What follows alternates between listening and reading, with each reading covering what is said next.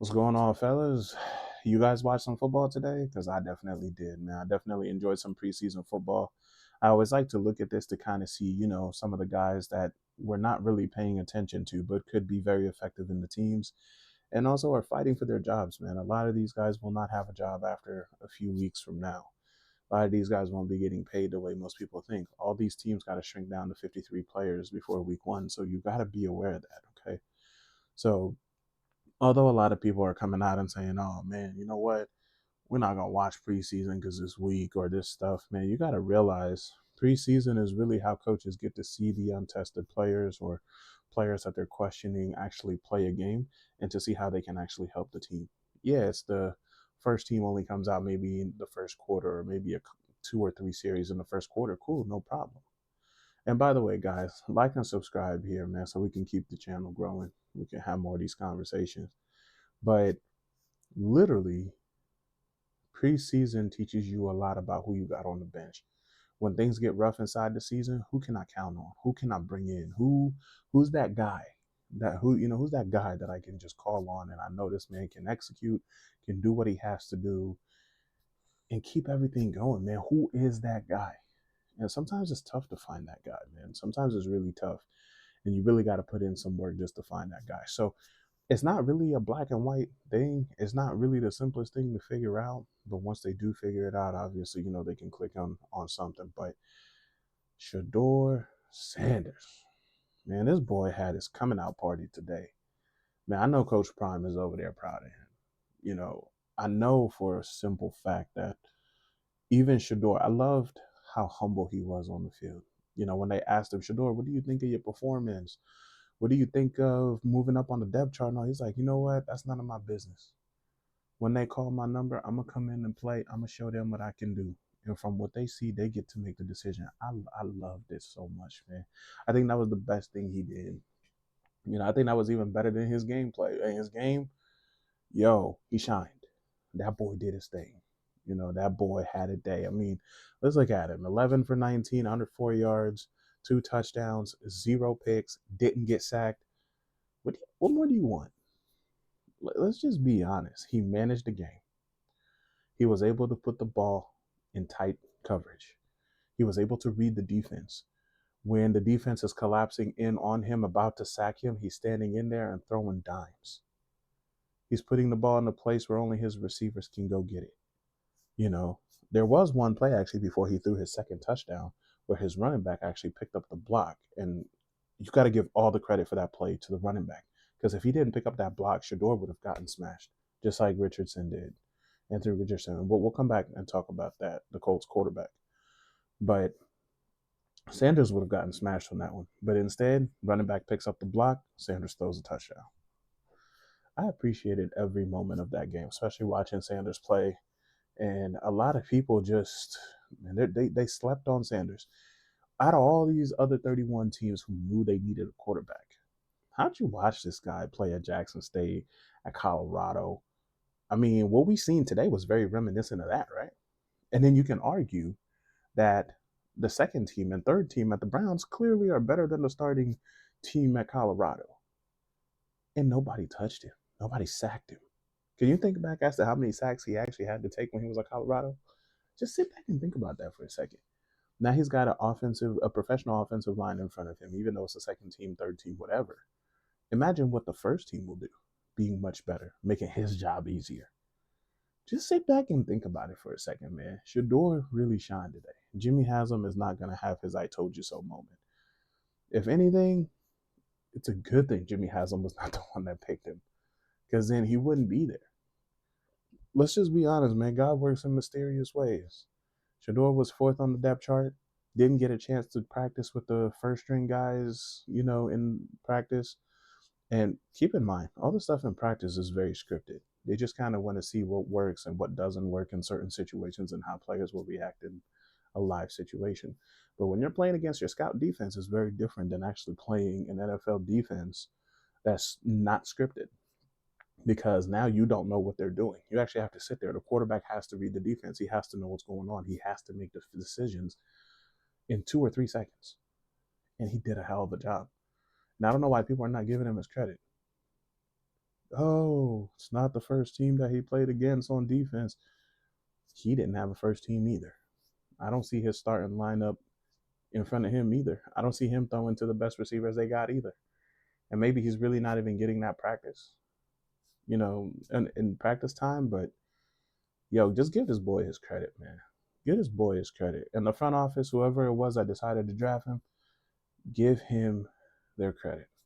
It's crazy that we're so talking about Shedeur was a fifth round draft pick. That's what happened. Tom Brady was a sixth round draft pick. It doesn't matter. For me, I don't care what round you go.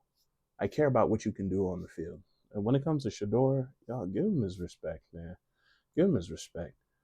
And on the other side, on the Panthers side, I think Bryce Young has earned a starting spot. Don't you guys think? I mean, he only came in for a couple series, and then Andy Dalton came in. Look, we know what Andy Dalton is. All the respect to him, what he did with the Bengals at the heyday of his career.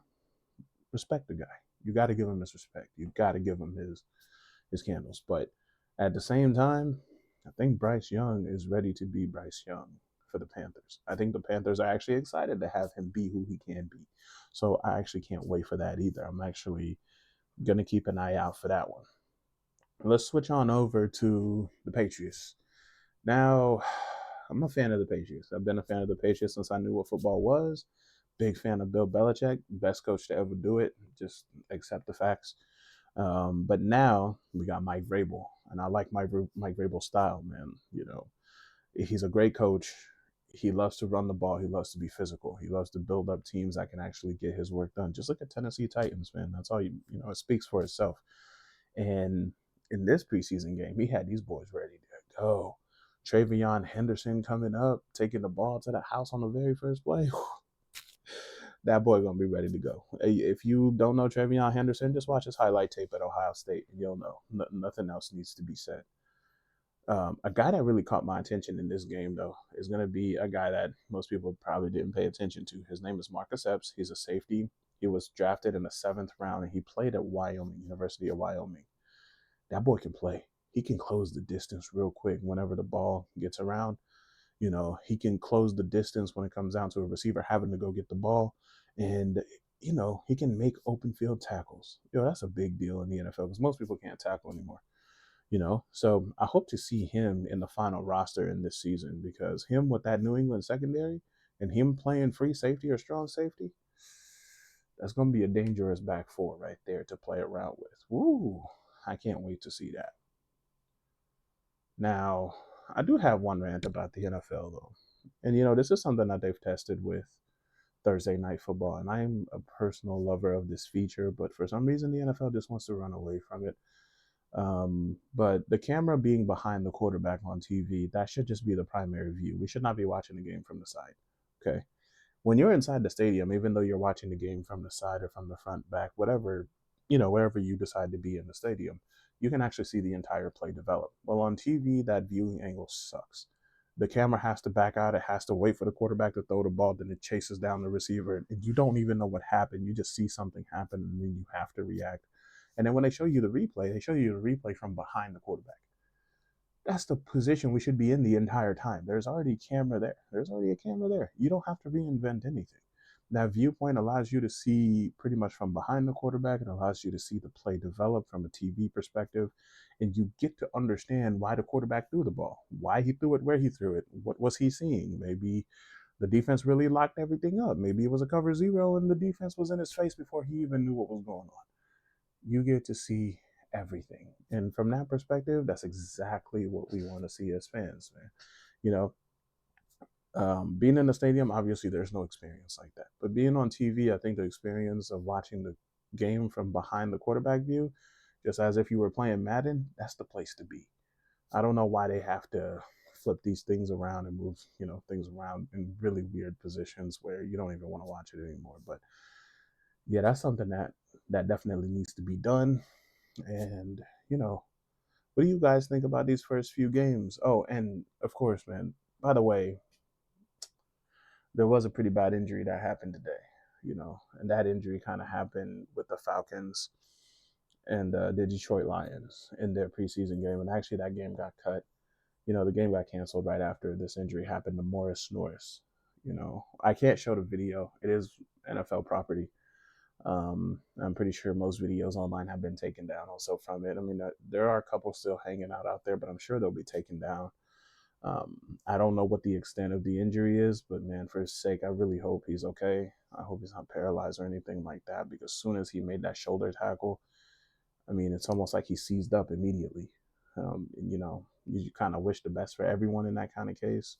You kind of don't want any harm to happen to anybody. I mean, this is a game of football, and you know, crazy things happen. Even yesterday, Richardson, the quarterback for the Colts, he also kind of got blindsided with the hit that he should have actually seen. He should have known that that was coming.